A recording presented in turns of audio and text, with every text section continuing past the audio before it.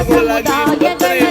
ಕೆಲವೊಂದು ಕಡೆ ಸರಿಯಾದಂಥ ಶುಚಿತ್ವ ಇಲ್ಲ, ನೀರಿನ ಅನಾನುಕೂಲ, ಮತ್ತು ರೋಗಿಗಳಿಗೆ ಸರಿಯಾದಂಥ ಚಿಕಿತ್ಸೆಗಳು ಕೊಡಲ್ಲ, ಅಂದರೆ ಡಾಕ್ಟ್ರುಗಳಿರಲ್ಲ, ನರ್ಸ್ಗಳಿರಲ್ಲ, ಮತ್ತು ಸುಸಜ್ಜಿತವಾದಂಥ ಪಾರ್ಕಿಂಗ್ಗಳಿರಲ್ಲ, ಮತ್ತು ಅವರ ಒಂದು ಜೊತೆಲಿರುವಂಥ ತಂದೆ ತಾಯಿಗಳಾಗಲಿ ಪೇಷಂಟ್ಗಳು ನೋಡ್ಕೊಳ್ಳುವಂಥ ರೋಗಿಗಳ ಅವರ ಒಂದು ಪೋಷಕರಿಗೆ ವಿಶ್ರಾಂತಿಯ ಸ್ಥಳಗಳು ಇರಲ್ಲ, ಸರಿಯಾದಂಥ ಟಾಯ್ಲೆಟ್ಗಳಿರಲ್ಲ, ಸರಿಯಾದಂಥ ವ್ಯವಸ್ಥೆಗಳಿರಲ್ಲ, ಮೆಡಿಕಲ್ ಶಾಪ್ಗಳಿರಲ್ಲ, ಇನ್ನೊಂದಿರಲ್ಲ, ಹೀಗೆ ಎಲ್ಲವೂ ನೋಡ್ತಿದ್ದೆ. ಹಾಗೆ ವಿಕ್ಟೋರಿಯಾ ಆಸ್ಪತ್ರೆಯಲ್ಲಿ ಎಲ್ಲೋ ಒಂದು ಕಡೆ ಆ ಕರ್ಮಕಾಂಡ, ಎಲ್ಲೋ ಒಂದು ಕಡೆ ವಿಕ್ಟೋರಿಯಾ ಆಸ್ಪತ್ರೆಯಲ್ಲಿ ಬೆಳಗಿನ ಜಾವ 6 ಗಂಟೆಗೆ ಕ್ಲೀನ್ ಮಾಡಬೇಕು. ಅದು ಬಿಟ್ಟು ಇವರು 9 ಗಂಟೆಗೆ ಡಾಕ್ಟ್ರು ಬರುವಂಥ ಸಂದರ್ಭದಲ್ಲಿ ಮತ್ತು ತಿಂಡಿ ಟ್ಯಾಬ್ಲೆಟ್ ತಗೊಳ್ಳುವಂಥ ಸಂದರ್ಭದಲ್ಲಿ ಶುಚಿತ್ವ ಕ್ಲೀನ್ ಮಾಡೋಕ್ಕೆ ಅಂತ ಹೋಗ್ತಾರೆ. ಎಲ್ಲ ಒಂದು ಕಡೆ ನನ್ನ ಒಂದು ಕೆಲವು ಸಹೋದ್ಯೋಗಿಗಳ ಪೋಷಕರು ಅಡ್ಮಿಟ್ ಆಗುವಂಥ ಸಂದರ್ಭದಲ್ಲಿ ಈ ಘಟನೆ ನಡೆದಿದೆ. ಅಲ್ಲಿನ ಏನು ಸೂಪರ್ವೈಸರ್ಗಳು ಇದ್ದಾರೆ, ಅವರು ಎಲ್ಲ ಒಂದು ಕಡೆ ರೋಗಿಗಳ ಹತ್ರ ಹೋಗಿ ಅವಾಚ್ಯಗಳ ಶಬ್ದಗಳಿಂದ ಮಾತಾಡೋದಾಗಲಿ, ಎಲ್ಲ ಒಂದು ಕಡೆ ಅವರು ಏನು ತಮ್ಮ ತಂದೆ ತಾಯಿ ಅಂತ ತಿಳ್ಕೋದೇನೆ ಏನು ಶಬ್ದ ಬಳಕೆಗಳು ಎಲ್ಲೋ ಒಂದು ಕಡೆ ಸಾಮಾಜಿಕ ಜಾಲತಾಣದಲ್ಲೂ ಸಹ ನಾನು ನೋಡಿದ್ದೀನಿ. ಎಲ್ಲೋ ಒಂದು ಕಡೆ ಇಂಥವು ದಿನಕ್ಕೆ ಒಂದು 16 ಇದೆ ವಿಕ್ಟೋರಿಯಾ ಆಸ್ಪತ್ರೆಯಾಗಿ ಇಡೀ ರಾಜ್ಯದ 224 ತಾಲೂಕುಗಳ ಒಂದು ಏನು ಸರ್ಕಾರಿ ಆಸ್ಪತ್ರೆಗಳ ಕರ್ಮಕಾಂಡ ಒಂದೊಂದೇ ಹೇಳಬೇಕು ಅಂದರೆ ಎಲ್ಲೋ ಈ ಸರ್ಕಾರ ಇವತ್ತು ಕೈ ಕಟ್ಟಿ ಕೂತಿದೆ. ಮತ್ತು ಆರೋಗ್ಯ ಇಲಾಖೆ ಇವತ್ತು ಆರೋಗ್ಯ ಸಚಿವರು ಸಹ ಉತ್ತರ ಕೊಡೋಕ್ಕಾಗ್ತಾಯಿಲ್ಲ. ಇವತ್ತು ಸರಿಯಾದಂಥ ವ್ಯವಸ್ಥೆಗಳು, ಇವತ್ತು ಸುಸಜ್ಜಿತವಾದಂಥ ವ್ಯವಸ್ಥೆ ಇವತ್ತು ಸರ್ಕಾರಿ ಆಸ್ಪತ್ರೆಗಳಲ್ಲಿ ಇಲ್ಲ. ಎಲ್ಲಿ ಸಮಸ್ಯೆ ಇದೆ, ಎಲ್ಲಿ ಅನಾನುಕೂಲ ಆಗಿದೆ, ಈಗ ಒಂದು ಕಾಮೆಂಟ್ ಬಾಕ್ಸಲ್ಲಿ ತಿಳಿಸಿ.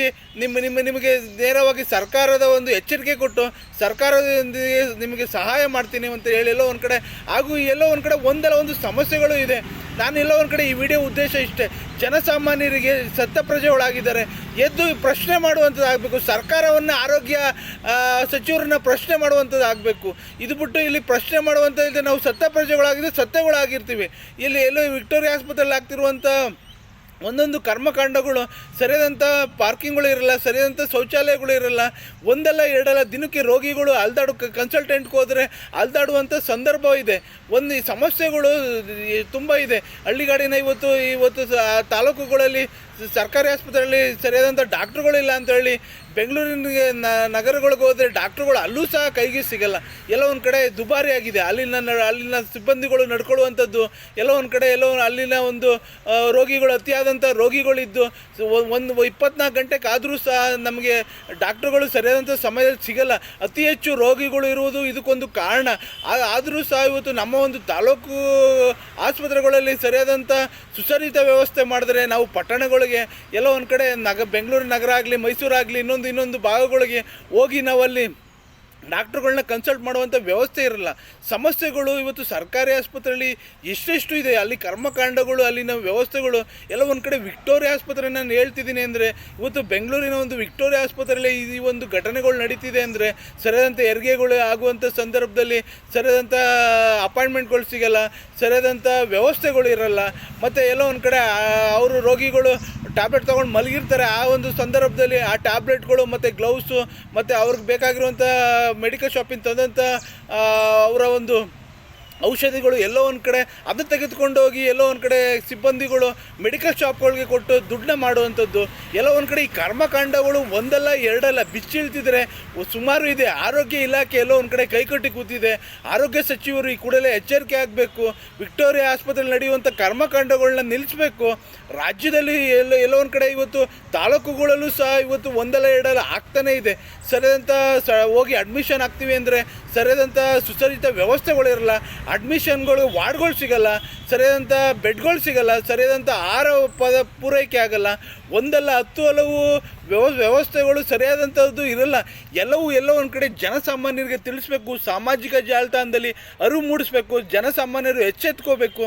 ಜನಸಾಮಾನ್ಯರಲ್ಲಿ ಜಾಗೃತಿ ಮಾಡಬೇಕು. ಎಲ್ಲೋ ಹಳ್ಳಿಗಾಡಿನ ನನ್ನ ಪುಣ್ಯಾತ್ಮ ರೈತಾಪಿ ಕುಟುಂಬ ವರ್ಗದವರು, ಮಧ್ಯಮ ವರ್ಗದವರು ಮತ್ತು ಕೆಳವರ ವರ್ಗದವರು, ಕೂಲಿ ಕಾರ್ಮಿಕರು, ಶೋಷಿತರು, ಅಬಲೆಯರು ಎಲ್ಲ ಒಂದು ಜನಾಂಗದವರು ಸಹ ಇವತ್ತು ಪ್ರೈವೇಟ್ ಹಾಸ್ಪಿಟ್ಲುಗಳಿಗೆ ಹೋಗೋಕ್ಕಾಗಲ್ಲ. ಲಕ್ಷಾಂತರ ರೂಪಾಯಿ ಕಟ್ಟೋಕ್ಕೆ ತುಂಬ ಕಷ್ಟಗಳಾಗುತ್ತೆ. ಅದರಿಂದ ಅವರು ಎಲ್ಲೋ ಒಂದು ಕಡೆ ನಾವು ಸರ್ಕಾರಿ ಆಸ್ಪತ್ರೆಗೆ ಹೋದರೆ ಎಲ್ಲೋ ಒಂದು ಕಡೆ ಹಣ ಉಳಿತಾಯ ಆಗುತ್ತೆ, ನಮಗೆ ಸುಸಜ್ಜಿತ ವ್ಯವಸ್ಥೆ ಸಿಗ್ತದೆ ಅಂತ ಹೇಳ್ಕೊಂಡು ಆ ಸರ್ಕಾರಿ ಆಸ್ಪತ್ರೆಗಳಿದೆ. ಇವತ್ತು ಸರ್ಕಾರಿ ಆಸ್ಪತ್ರೆಗಳಲ್ಲಿ ಈ ಕರ್ಮಕಾಂಡಗಳು ಪ್ರಶ್ನೆ ಮಾಡುವಂಥವ್ರು ಯಾರೂ ಇಲ್ಲ.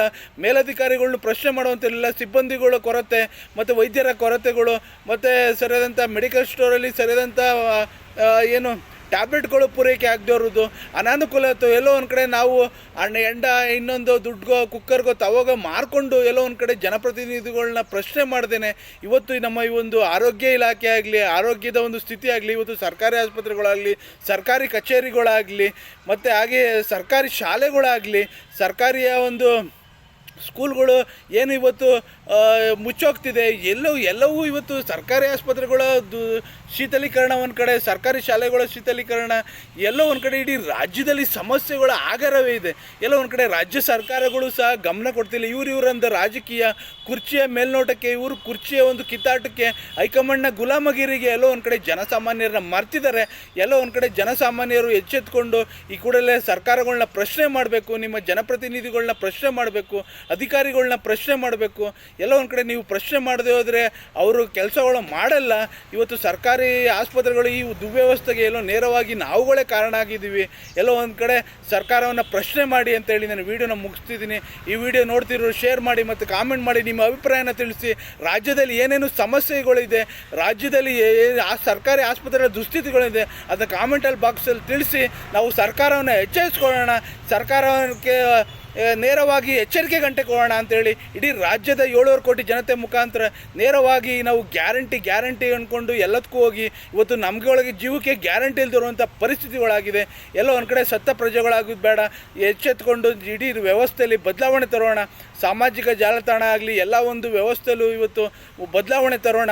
ಇವತ್ತು ನಮ್ಮ ಒಂದು ಕುಟುಂಬನ ರಕ್ಷಣೆ ಮಾಡ್ಕೊಳ್ಳೋಣ ಅಂತೇಳಿ ನಾನು ವೀಡಿಯೋನ ಮುಗಿಸಿದ್ದೀನಿ. ಎಲ್ರಿಗೂ ಒಳ್ಳೆಯದಾಗಲಿ. ಜೈ ಹಿಂದ್, ಜೈ ಕರ್ನಾಟಕ, ಮತ್ತು ಒಂದೇ ಮಾತರಂ.